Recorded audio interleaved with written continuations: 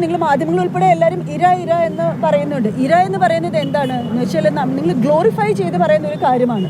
രണ്ട് വ്യക്തികളാണ് ഇവിടെ ഉള്ളത്. ആ രണ്ട് വ്യക്തികളിൽ ശരിയും തെറ്റും രണ്ടുപേരുടെ ഭാഗത്തും ഉണ്ടാവും. അപ്പോൾ ഒരാൾ എങ്ങനെ ഇരയായി മാറുന്നു, മറ്റൊരാൾ എങ്ങനെ? അപ്പം അതിനെതിരെ സംസാരിച്ച ഒരാൾക്ക് ഇപ്പോൾ ബെയിൽ പോലും റിജക്ട് ചെയ്യുന്ന രീതിയിൽ ജയിലിൽ ചെലവഴിക്കേണ്ടി വരുന്നു എന്നുള്ളതിനുള്ള എതിർപ്പ്.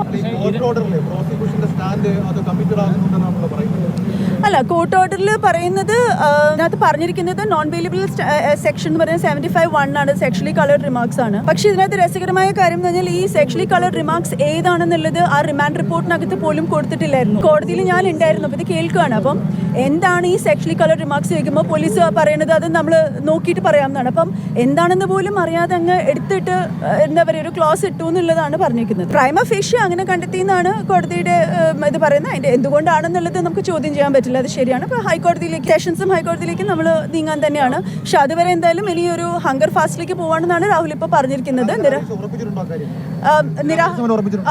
100% ഉറപ്പിച്ചു എന്ന് തന്നെയാണ് പറഞ്ഞത്. അപ്പം നിരാഹാര സമരത്തിലേക്ക് പോവാണ് എന്ന് തന്നെയാണ് പറഞ്ഞത്, ഹങ്കർ ഫാസ്റ്റിലേക്ക് പോവാണ്. കാരണം അതൊട്ടും അക്സെപ്റ്റ് ചെയ്യാൻ പറ്റുന്നില്ല.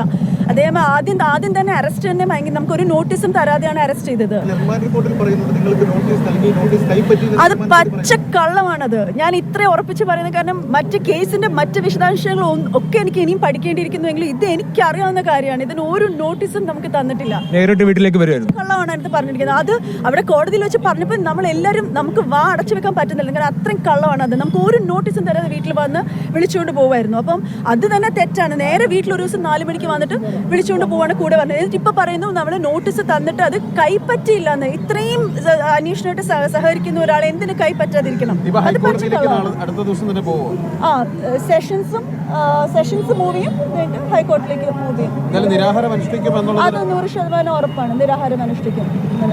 ഒരാഴ്ചയാണ് ചെയ്യുന്നതാണ് പറഞ്ഞിട്ട് നിയമപരമായ കാര്യങ്ങൾ നേരിടും എന്നുള്ളതാണ്. ആ നിയമപരമായി പൂജപ്പുര ജില്ലാ ജയിലിലേക്കാണ്. ലാപ്ടോപ്പ് ചോദിച്ചപ്പോൾ നമ്മൾ ലാപ്ടോപ്പ് കൊടുത്തിട്ടുണ്ട്.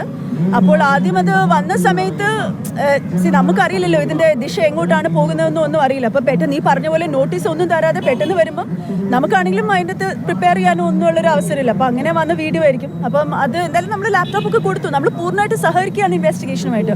നമ്മുടെ അഡ്വക്കേറ്റ് പറയുന്നുണ്ടായിരുന്നു you can give A gag order എന്നിട്ട് ബെയിൽ കൊടുക്കാന്ന് പറയാം. അത്രയും പോലും ബെയിൽ കൊടുക്കാത്ത വിധത്തിൽ എന്ത് സെക്ഷലി കളർഡ് റിമാർക്സ് ആണ് വന്നതെന്ന് ഐ ഡോണ്ട് നോ. അപ്പോൾ അതിനുള്ളൊരു വിഷമമുണ്ട് എന്തായാലും.